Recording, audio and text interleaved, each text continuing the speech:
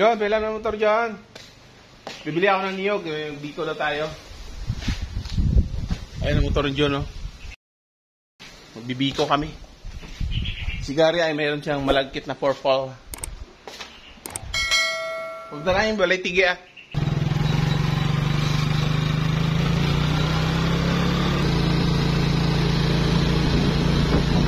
Ayan, ang cute ng mga niyog na nabili ko, oh. Ayan, oh, tag 20 pesos ang isa. Napakaliit. Sana makapal yung laman nito. Dagdag lang naman yan kasi mayroon pa dito. Lapit mo ni. Oh? Hindi pa nga sure yan, oh. Di pa sure. Sira. Lapit. Pero dalawa naman yan, eh. Ayun, sira nga, oh. Oh. Walang pakinabang to, oh. Sumusuka, oh. Sana itong isa ay matino. Ayan, sira din daw itong isa, oh. Ayan, oh. Inuod nga, oh. Ito lang yung ano natin. Dalawa, eh. Ganap tayo ngayon ng dagdag pa nito. Hindi pwede yan. Biyakin mo na. Gamitan mo na. Sige, biyakin mo. Malaman din pala, oh. Yan nga yung isa. Oh, di ba? Pero meron malapit na, eh. Malapit na rin masira, no? Okay pa yan. Sana ba yung si Gary? Ano, Gary boy? Meron? Meron? Diyan, wala. Meron kaming 4 na puno dito. Kaso lang 3 yung namumunga. Buko pa yata yan. Ay man, dalawa. Oh, 2. Paano kukunin yan?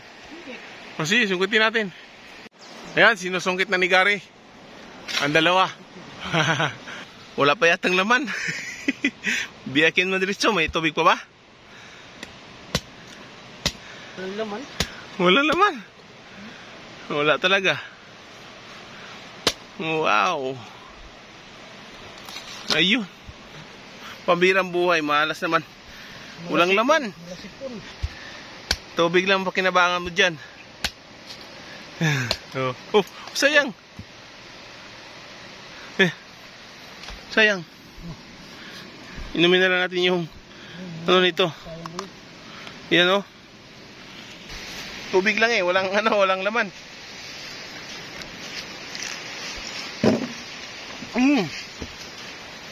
Oh, wala tayong makakuhang niyog dito.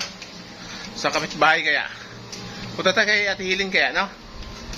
Ito lang sungkit. Oh, dali natin yung sungkit. Chat yata yan doon. Mataas ba? Oo, hindi pwede kasi katama sa salamin, eh.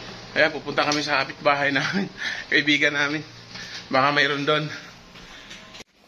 So yan, papunta kami sa kapitbahay. Maghahanap kami ng buko. Ay, buko, niyog. Ayun, oh, may laman. Baka maraming laglag dyan. Ay, marami palang laglag, oh. Patuhin lang yun, laglag na yun, oh. Hot mo yun dito, apa ka dito, tapos napagin mo. Ayun guys, may ano, magnanakaw na lang kami dito, oh. Marami palang laglag, oh. Ayun guys, magnanakaw na si Gary, guys, oh. May, mga laglag ba?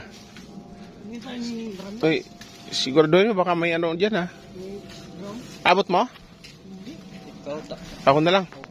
Ako na lang. John ako. Ako na lang. Ito guys, ako na lang magnakaw.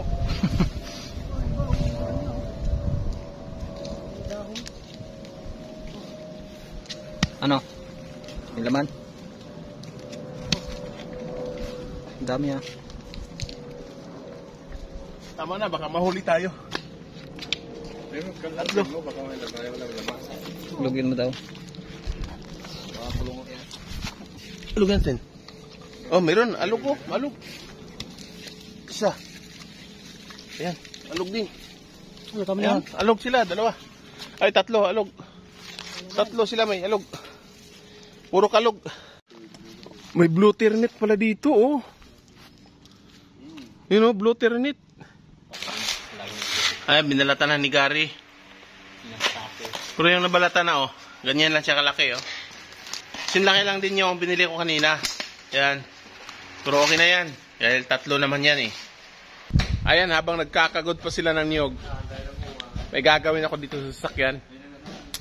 Kasi yung mga gulong niya, ipagpalit ko doon sa yung sa unahan, ilipat ko dito sa likod. So, iro-rotate ko lang yung gulong yung sa unahan, ilipat ko dito sa likod. Ayan. Pero, bali X siya. Yung sa kabila, sa likod. Lipat ko dito. Ito naman sa kabila. Ang gulo, no? Panoorin nyo na lang.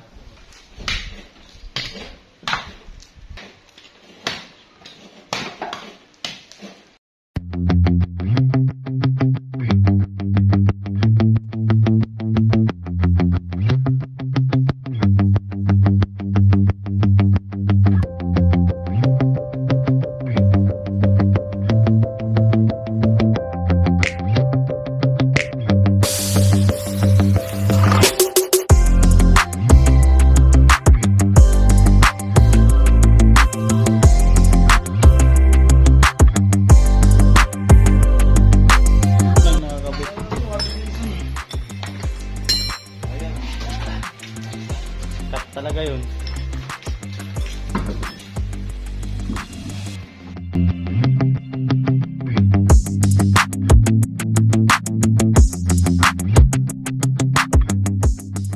Pakita ko sa inyo ang kaibahan sa harap na gulong ito.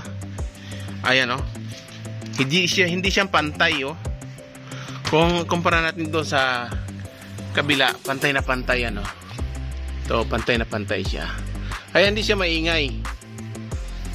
Itong sa unahan ay tingnan nyo, mataas to, bababa dito. Kaya napakaingay sa daan. Kaya kailangan talaga natin tong pagpalitin mga after 5 months. Basta maramdaman mo na medyo umiingay na, pwede mo nang ipagpalit yung mga gulong. Yung sa unahan, ipalit mo dun sa likod. Pero pa-X siya. Itong galing dito sa unahan, sa kaliwa, doon mo siya ilipat doon sa kabila, sa likod. So ayan, pag nagkapalit na tong dalawa, so ito, tahimik na to siya sa unahan. So yung sa likod naman, siguro mga 5 buwan, papantay naman to. So ganyan ang ginagawa ko. Alright, sana may natutunan kayo guys, lalo na sa mga kapwa natin driver dyan. Guys, nandito kami ngayon sa simbahan. Magsisimba kami kasama yung amo namin. Kasama ko si Jekens. Ayan. So, dito lang kami magsisimba sa Punta Puigo. Ayan. Katabi lang to ng Tally Beach. So, ayan yung simbahan, oh. Ayan. Napakaganda.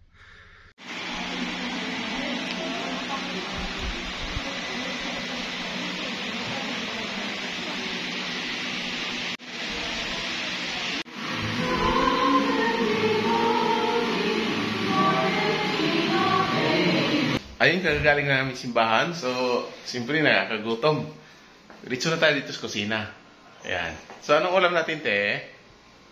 Sinigang. Ay, sinigang! Patay tayo dyan! Yun, oh. Lumulutang yung taba. Salad pa natira, oh. Lamon. Thank you, Lord. Sarap.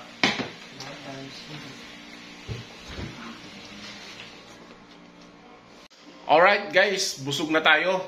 So mayroon naman akong gagawin dahil yung biko namin hindi pa nagawa. Ayan, oh.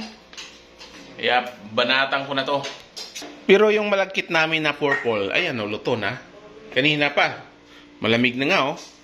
Ito na yung gata natin guys. Ayan, lulutuin natin yan hanggang magiging latik siya.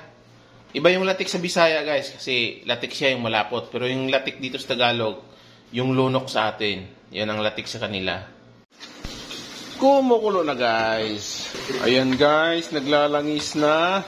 So ayan na guys, luto ng ating malagkit na purple na biko. Ayan, napakasarap niya, oh. Naglalangis. So, takpan muna natin. Painin na natin saglit. Ayan, oh. Ayan, ganun lang kahina yung apoy. Okay. Ito na guys, ilipat na natin dito.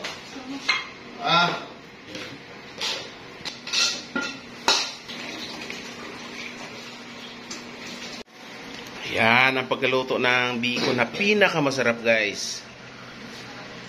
Alright, pwede nang kumain. Si Gary ang unang kumuha. Birthday niya eh. Dala kasi ng girlfriend niya yung malagkit na yan. Made in Biliran. Late itong ano na to, malagkit na to. Ayan.